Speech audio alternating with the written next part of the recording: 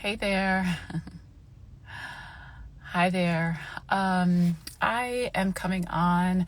I've been a little bit quiet on my socials over the past couple of months. I've posted some events and things like that I've gone to. But this morning, a really good friend of mine texted me and she's like, hey, how are you feeling? What's going on in your world? Last night, a really good friend of mine in Texas messaged me and she's like, hey, I was just thinking about you, want to really know how things are going. And it's so funny. I mean, I've got a really great circle of friends, so check-ins like that are not uncommon. But what I realized is I just felt like I had so much to say, I guess, by way of response to how am I doing? I know that's a question we can get, and sometimes we'll gloss over it. We just say I'm fine, or, just a quick like I'm making it, I'm getting it done, or whatever we'll say. But I really thought about it. I was like, how am I doing? And the truth is, I'm grieving. So one of the things that really prompted some of this grief is last week, losing a very dear family member, that kind of opened up this space to grieve, and also this space for me to really emote.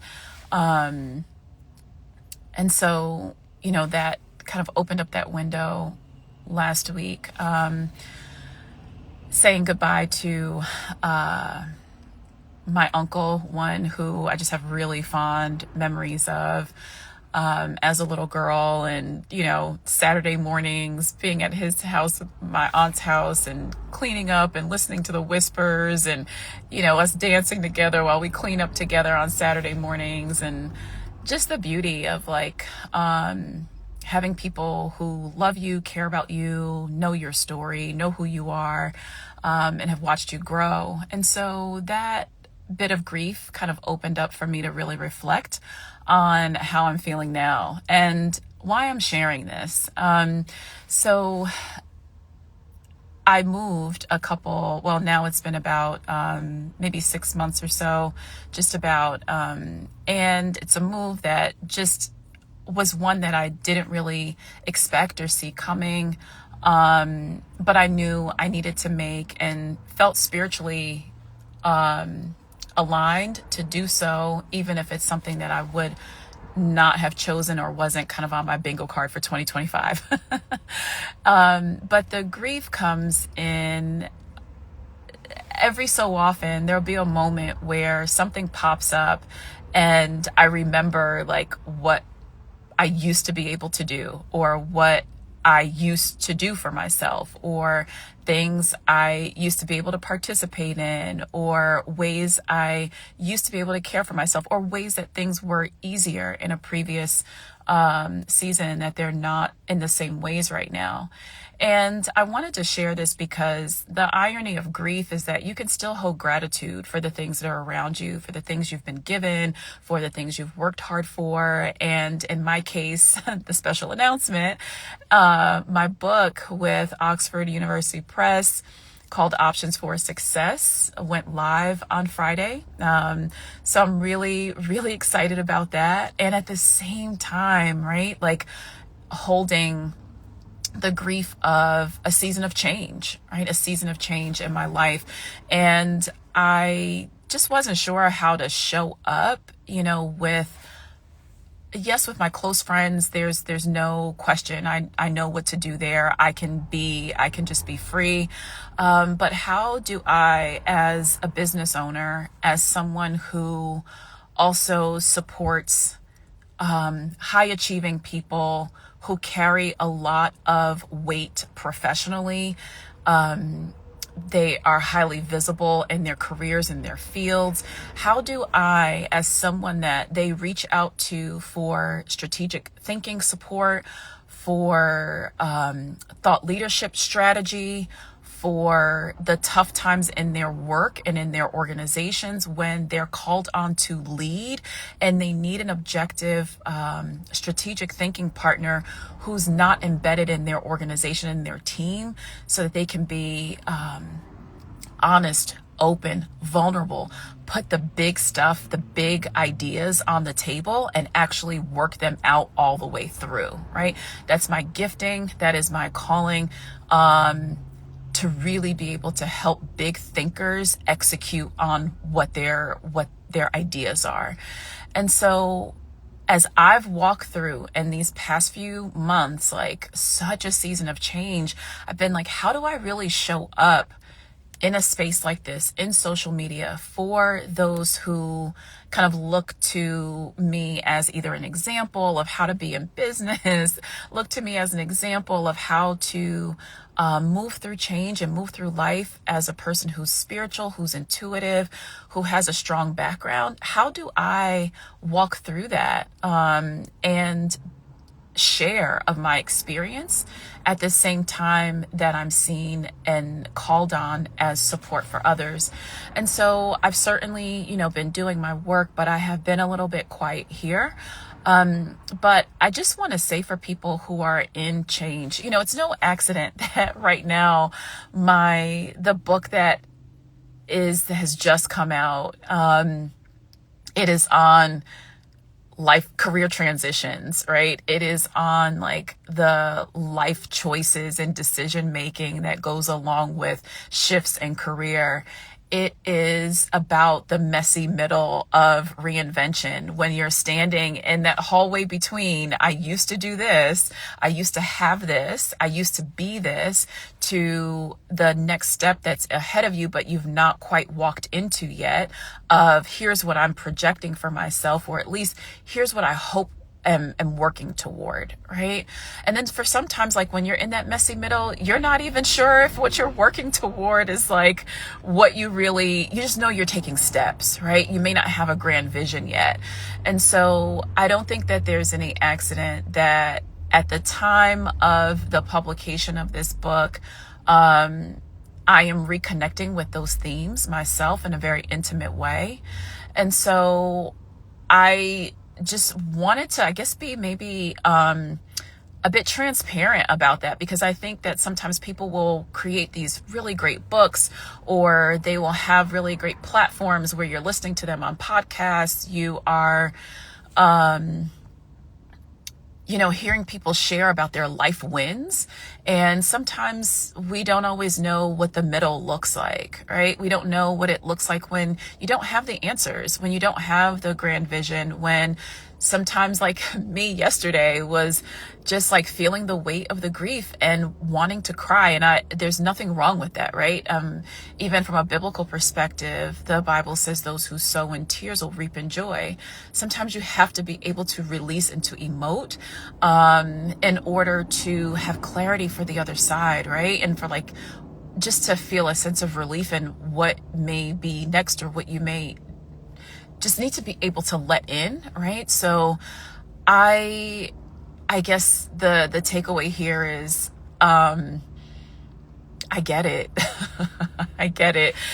Change is inevitable. And part of why I wrote this book is because I wanted to normalize that, so that when we are walking through seasons of intense change, whether it's ones that we have decided to do or ones that are kind of happen upon us because life happens, that we're able to walk through change without carrying the weight of either guilt or shame or the uncertainties. So I hope that this, becomes just a support, that it helps to know that change is inevitable. It's normal. It is normal to feel the ups and downs and to be able to ride the waves of it. And I hope that in the book, people can really find some key tools that help them to walk through their career change, which is also life change. And I'll just say, as I wrap up, one of the pieces of the book that I really leaned into today, and I think really would help anyone, I specifically put a chapter in the book on self-care and community care. both of those, because I think when we're walking through change, we need care of self, right? I need to know how to care for myself, things that allow me to feel better, to feel good, to feel a sense of relief, to feel joy, to feel delight. And then I also need that in community. I don't think that we are to do that fully on our own. I think that's why we're in community with other people. We have friends, we have communities of faith, we have book clubs, we have people who we do life with in different ways, right? Hobbies that we engage in that have people that care about us. And so today I looked at a few self-care things that are really helpful. And I really want to stretch our thinking about what self-care looks like. I know we've gotten into the commoditization of self-care where the most immediate things that come to mind are the spa day, the outing, the staycation, the gift I want to get myself. But sometimes it's so much simpler than that. And you will experiment and find your own. I would say the main thing about self-care, whatever it is that it's things that are frictionless, right? That you can tap into really easily without a lot of barriers. So for me in the past, it's been like this yoga class that I really loved to take. Well, I don't live near that instructor anymore, but and I do go to a really great gym that has that. But what was frictionless for me today was to turn to this really great YouTube channel that I really enjoy, the style of the yoga instructor. That's me. That's what I needed. And that's something that I can consistently go back to. It's so frictionless because it's just there. I can just turn on my phone. Her videos are there. It's super easy. And somatically, it's what I needed. So yeah, self-care is one piece, but then community care is another. Again, because I think self-care has become so commoditized, that we can create a lot of barriers, especially if you're in a point in life where you don't have the same amount of money to spend on things you might normally do. But, you still need to tap into joy and delight as you're walking through change and seasons of change. So hi there, Jesus Black Man 23. So the other piece would be community care. And for me, community care looked like, I didn't request this, but a really good friend of mine that messaged me this morning was like, hey, just checking on you, wanted to see how you're doing. That meant so much to me. So community care can look like doing the same thing for others, but then also being able to receive when people do that, right? I could have just said, hey, all is good, or, feeling a little bit of grief from the funeral last week. I could have just really glossed over it, but I decided to be honest and share, hey, I am grieving the family member that I lost last week, but I am also grieving like loss of life, right? Like parts of my life that I really enjoyed that I'm not able to tap into in the same ways, right? So you said, Doc, what did you write your thesis on? My dissertation was on Afro-Colombian land rights, identity, and legal, sort of identity through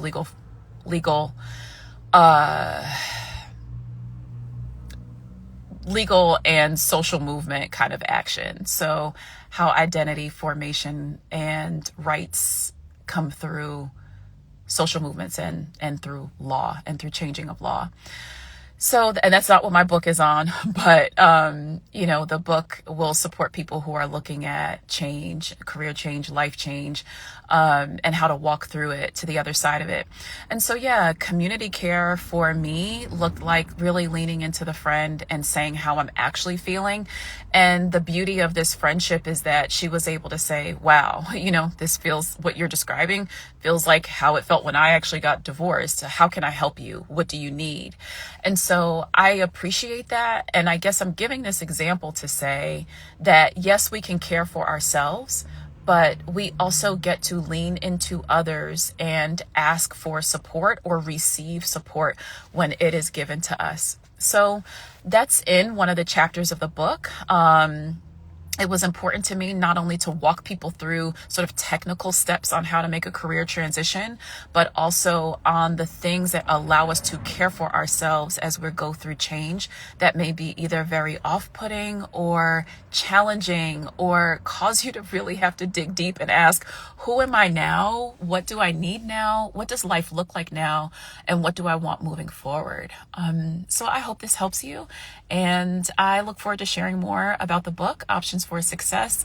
I'll be updating all my socials and all of that so you can access the book and some of the really fun freebies and resources that I've created around the book, because I really do want to support people holistically. And I think a book is a great way to get started, as well as some of the other resources that I've created that'll walk you through and be a bit of a companion as you are navigating your own change. So thanks for joining. Yes, that's the book, Options for Success by Oxford University Press. Thank you.